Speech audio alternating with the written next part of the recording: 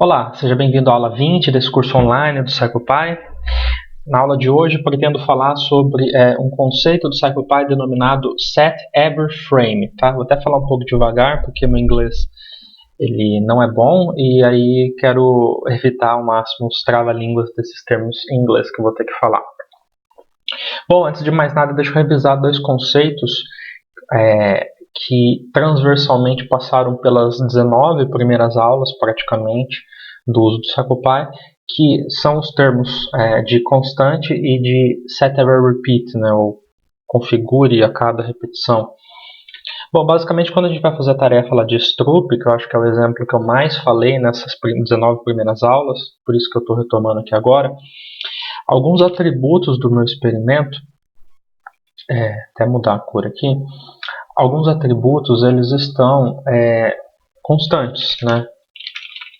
Então, alguns atributos eles são constantes, por exemplo, tamanho da letra, posição da letra, tamanho da letra não, é tamanho da fonte, melhor dizendo, posição da fonte, tá? Dentre outros, né? Tempo de exposição, tempo de apresentação, né? Isso vai variar de experimento para experimento. E alguns atributos são variáveis, e aqui é importante até destacar entre repetições da rotina, tá?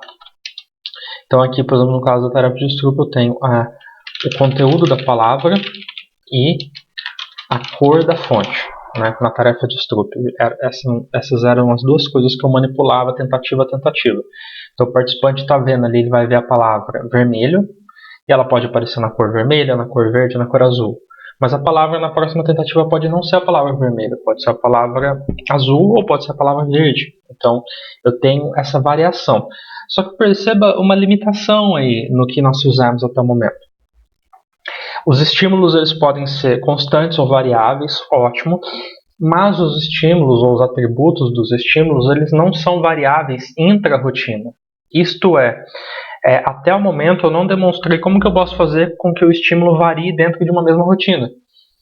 Eu tenho um experimento aqui, um programinha já pronto, que eu vou demonstrar daqui a pouco, mas eu não tenho, por exemplo, como fazer como esse texto mude ao longo de uma mesma rotina, né? Ele pode mudar aqui se eu colocar um loop em repetições da rotina, mas dentro da rotina ele é um atributo estático da minha tarefa. Né? Os botões que eu posso apertar são estáticos, o tamanho do estímulo, a cor do estímulo é tudo estático.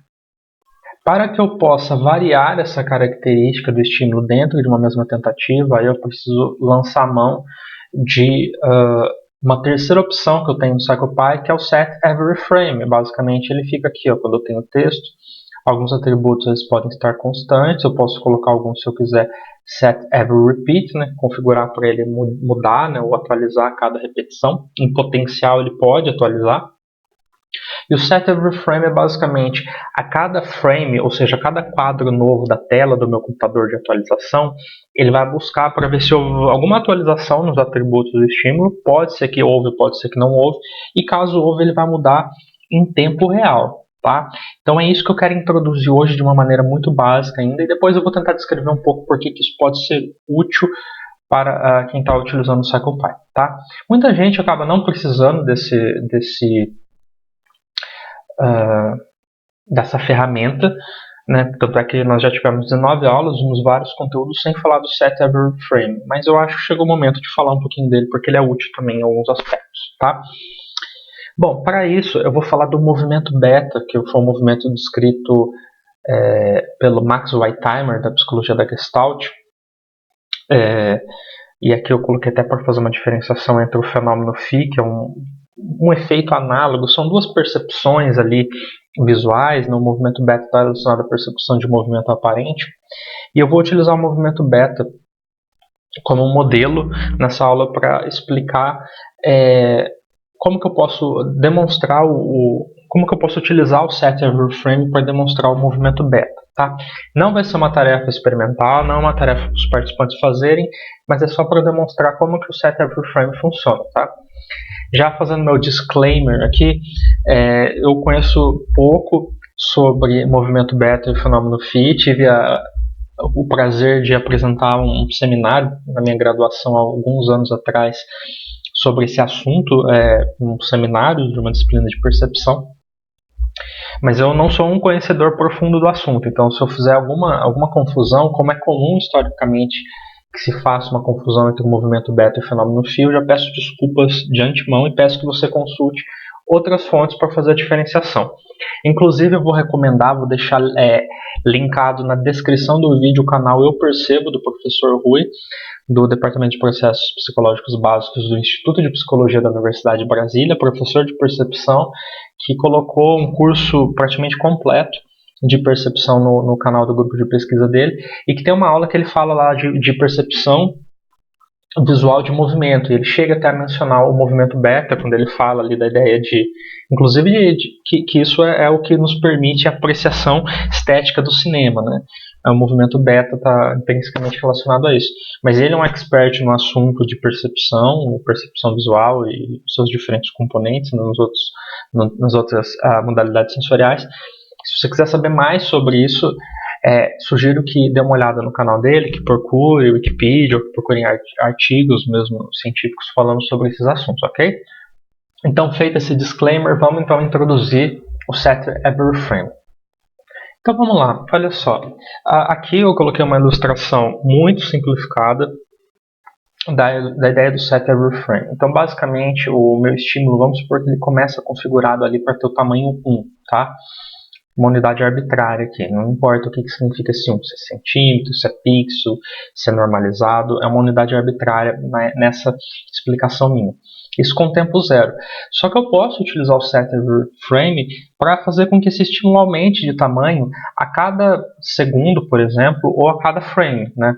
Aqui eu estou considerando o tempo também como uma unidade arbitrária, poderia ser frame, que é cada quadro, cada nova atualização da tela, que varia de computador para computador, mas se não me falha a memória, aproximadamente 16,67 milissegundos a cada 16,67 milissegundos o computador atualiza o conteúdo da tela dele para o usuário, mas pode ser em segundos também, então eu coloquei uma unidade arbitrária aqui. Quando tem uma mudança na unidade de tempo, posso fazer com que o meu estímulo aumente em 1, né? Quando tem um novo aumento, ele vai aumentando, e assim por diante. Então, nesse caso específico aqui, eu poderia dizer que o tamanho do meu estímulo ele vai ser 1 mais 1 vezes a quantidade de tempo passado, né? Ou seja, basicamente isso daqui é uma equação de primeiro grau, né? Uma equação de regressão, se preferir, né? Quem está familiarizado com estatística, né? Y é igual a mais bx, né? Ou xb. Então, vai ter um valor constante, que é o valor inicial do meu estímulo, e ele vai ter um incremento ali que vai estar relacionado ao tempo. É basicamente isso que o Set-Every-Frame faz, tá bom? Então, sem mais delongas, eu já vou começar a ilustrar como isso funciona, mas primeiro eu quero demonstrar aqui no CirclePy o que eu tenho aqui. Eu falei do movimento beta, e eu não descrevi exatamente como que a gente pode pensar o movimento beta, mas o exemplo clássico é aquele jogo da cobrinha, né? O Snake Game, em que tem um conjunto de bolinhas alinhadas, e na medida em que essas bolinhas se movimentam para a esquerda, para a direita, para cima e para baixo, tem uma percepção ali, talvez até por um princípio da Gestalt, né, de continuidade também. Nós temos uma percepção de que há um fluxo da imagem, como se a cobrinha, né, aquele objeto que a gente chama de cobrinha, estivesse deslocando na nossa tela. Tá? Então, no primeiro momento, eu vou mostrar a imagem estática de como que eu programei isso daqui no CirclePy. Muito bem, já estamos aqui, então eu vou ter uma rotina inicial como sempre, vou ter uma rotina em que vão aparecer círculos, esses círculos eles estão alinhados aqui, 3 bolinhas, vão ficar por 5 segundos aproximadamente na tela, e acabou a tarefa, não tive nenhum movimento ainda porque eu não fiz a minha manipulação crítica, tá? Bom, então o que nós tínhamos nesse experimento que vocês acabaram de ver? Nós tínhamos círculos representados aqui por um polígono com muitos vértices, que daí ele tende a se tornar um círculo.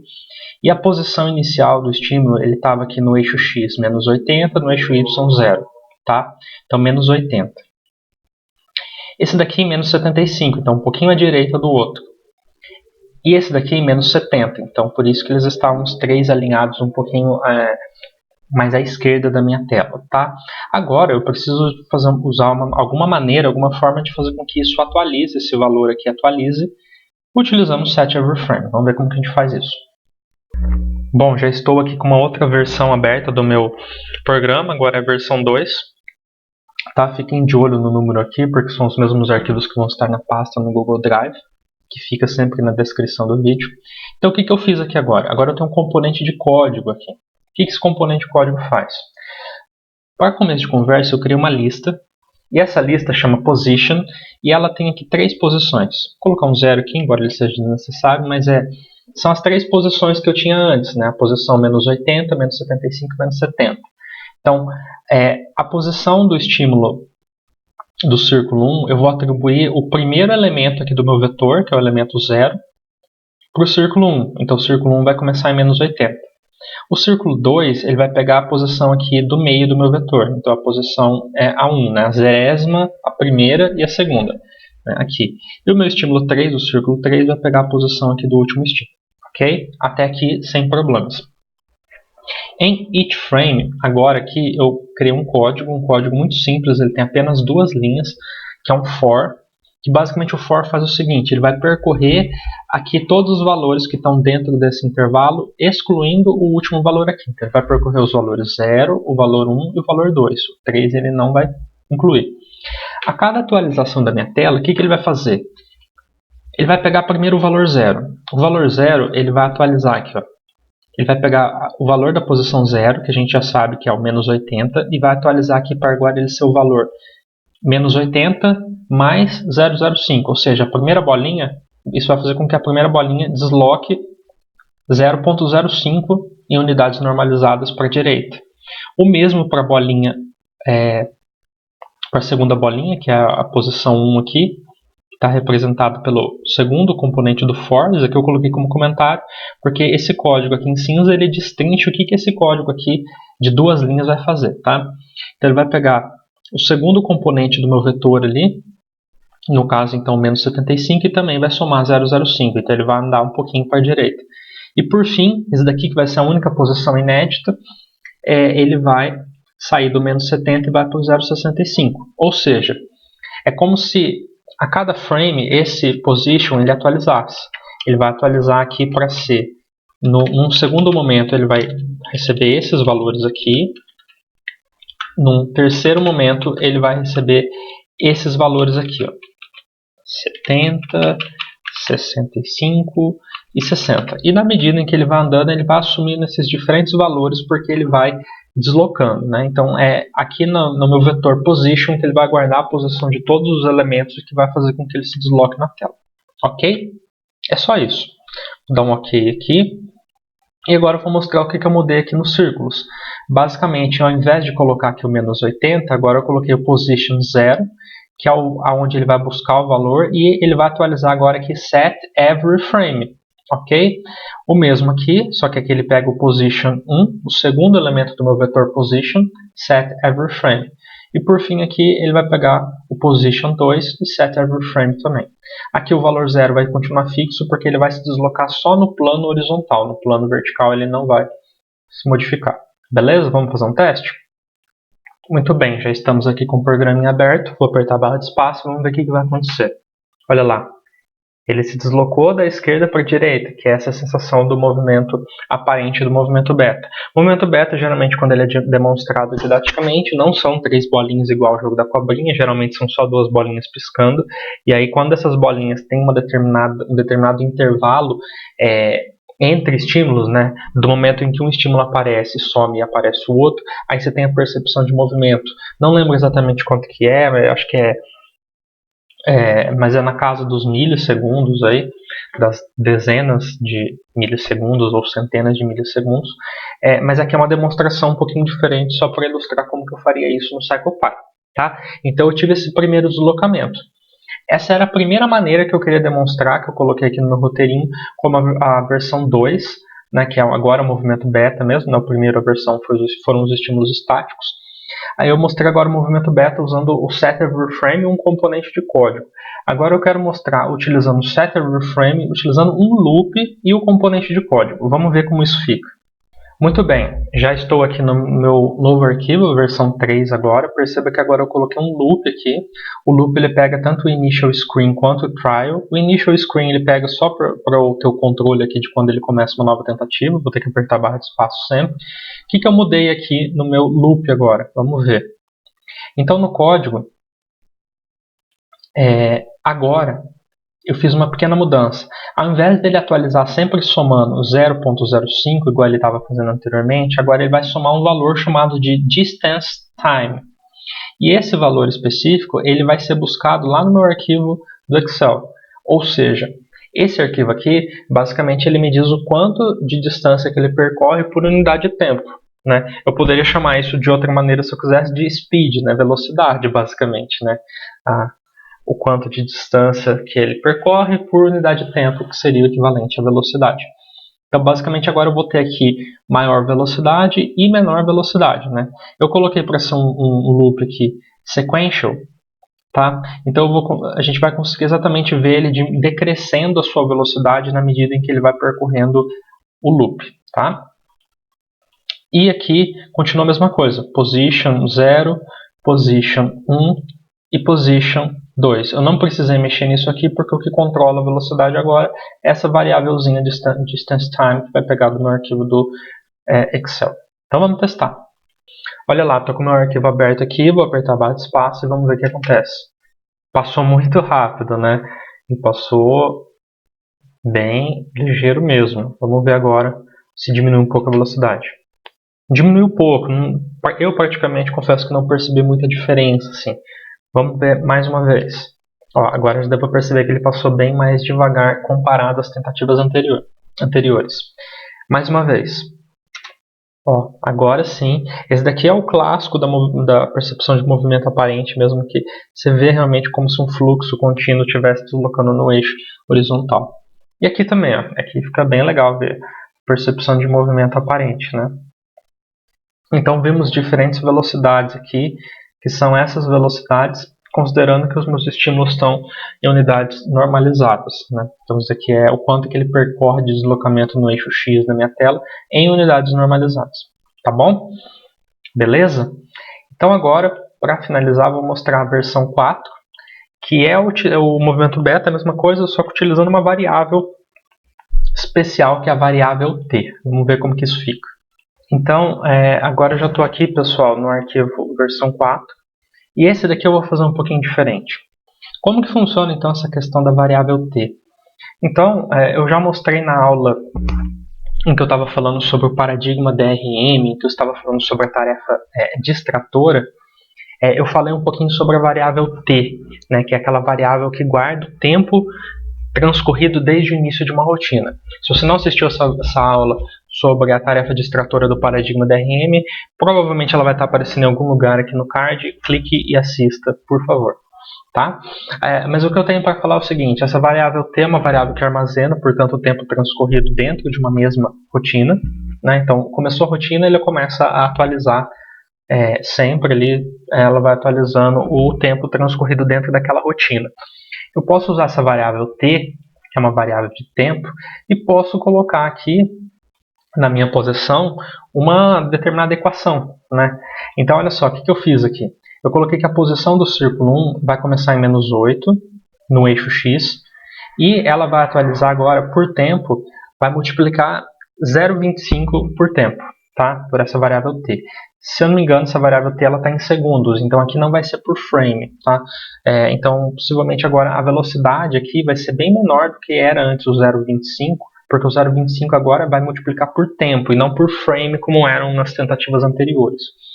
Só que agora eu modifiquei também a posição original da variável no eixo y, então ela vai começar em menos 8 lá em cima, portanto, e ela vai multiplicar também por 0,25, só que aqui ela vai subtrair. Tá?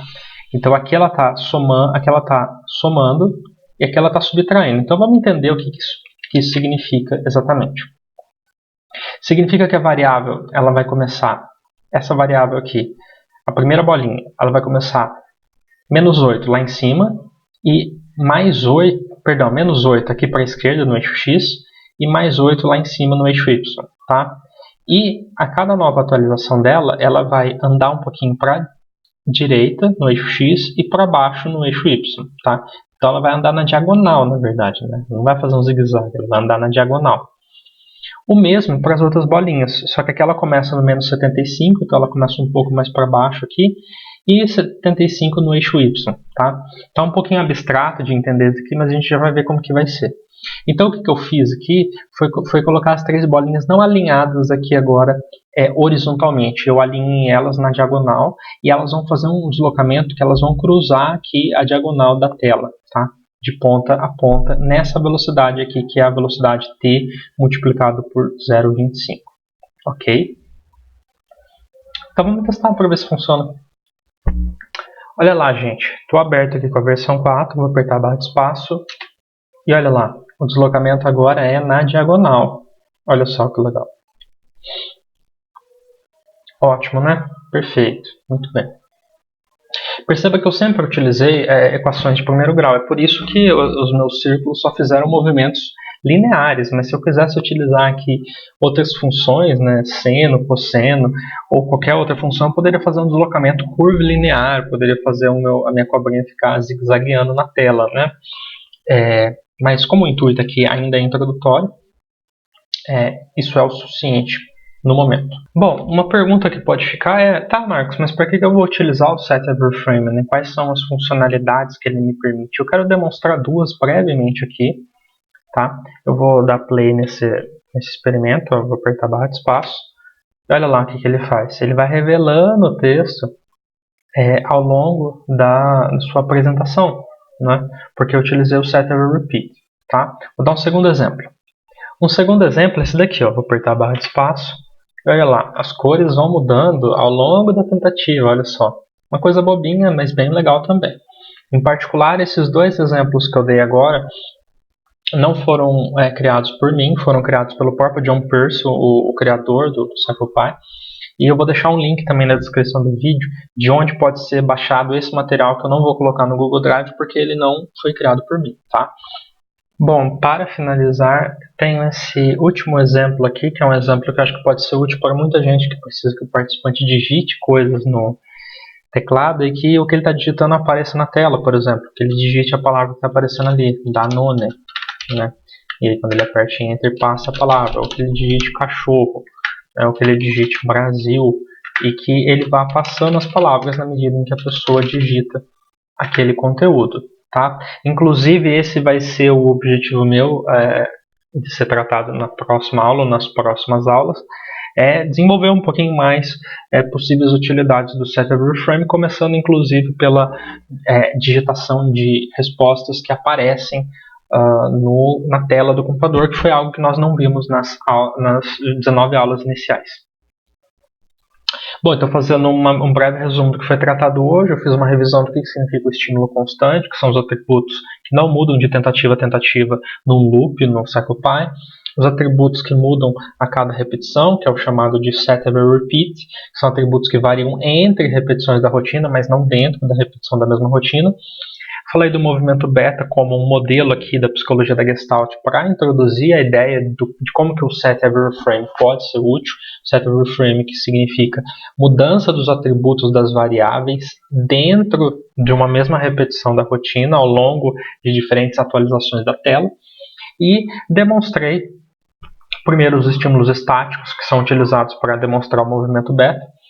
Falei de uma série de maneiras pelas quais o SetEveryFrame pode ser utilizado, tanto com componente de código, quanto utilizando um loop e o componente de código, quanto também utilizando apenas uma variável t e codificando no próprio componente da rotina de texto ali, não necessariamente abrindo um componente de código à parte. Tá?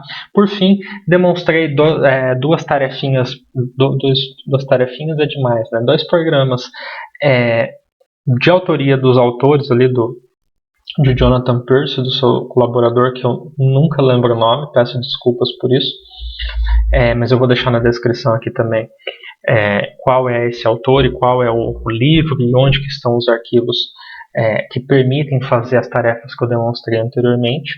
E também demonstrei como digitar um texto, sem explicar exatamente como eu fiz, mas que vai ser abordado nas próximas aulas.